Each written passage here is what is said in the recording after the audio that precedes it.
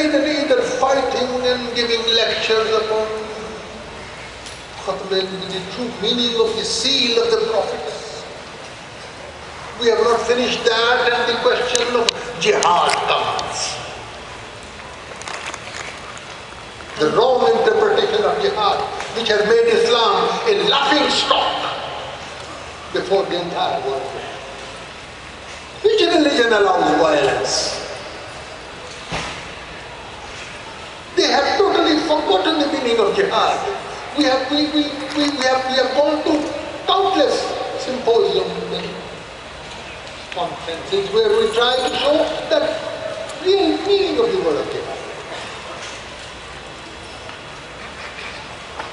And there is no conference which we go where people do not ask about jihad.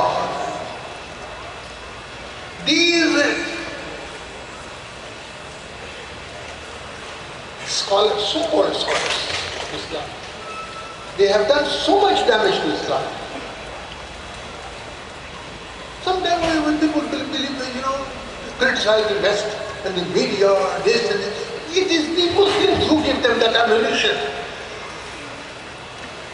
They bring forth wrong interpretations of Islam, and this is how Islam is projected as a barbaric religion, as a religion of terrorists, as a religion of hijackers, suicide bombers.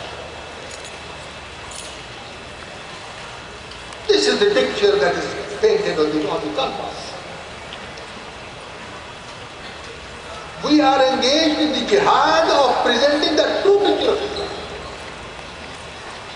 Hardly have we answered some of the questions of jihad. The question of blasphemy also comes up. Anyone in the penal code of Pakistan, in the constitution, who says any derogatory words against Islam or its prophet is bound to be hanged, bound to be killed. You tell me how many heads do we chop? The population of the world is about 7 billion now. 7 billion. Muslims all over the world are 1.5 billion. Maybe even slightly less. So does it mean that another 5 billion people, their heads have been chopped because they do not believe in the Prophet? And because of civility, they do not say it openly that the Holy Prophet is a false prophet, but they are not Muslims because they don't believe in him. How ridiculous! How wrong this notion that anybody who does not believe in the Prophet or who says something unkind, there is freedom of speech to speak out.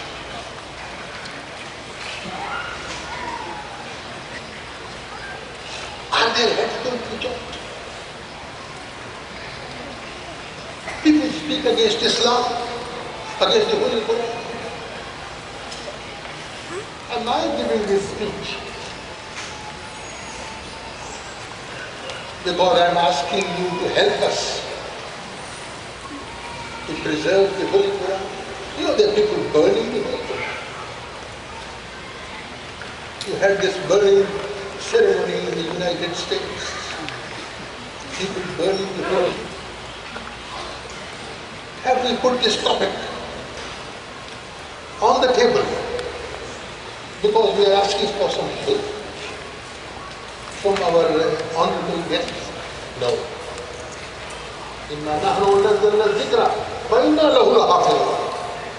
God says in the Holy Quran that we have revealed this book. We will preserve it.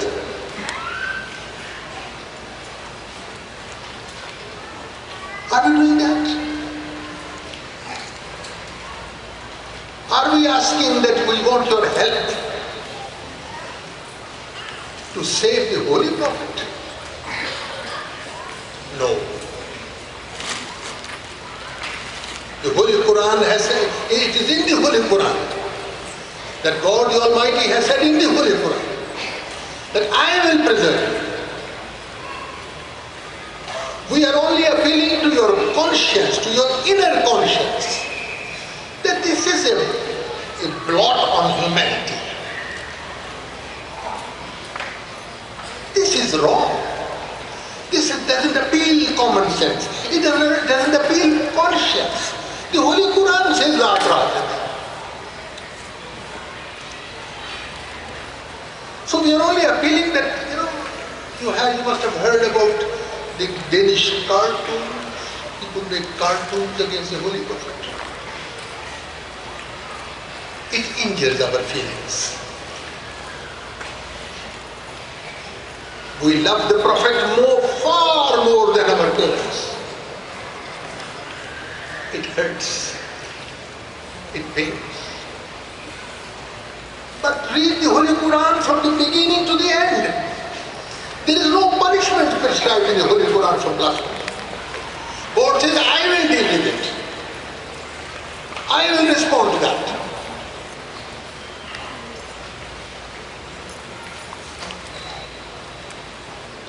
So these people putting punishments, Asiya Bibi, who is a Christian lady, with 5 children, accused of blasphemy. She is languishing in the jail because she has been accused and she has been sentenced to death. We are embarrassed. This is not Islam. The poor lady is constantly saying that I did not abuse the Holy Prophet. I did not do that. Oh, who cares? More than 30 people have already been murdered who had been accused of blasphemy, but they had been freed by the courts. Who cares for the courts? You are declared innocent even by the court, and the moment you come out, you're free for all.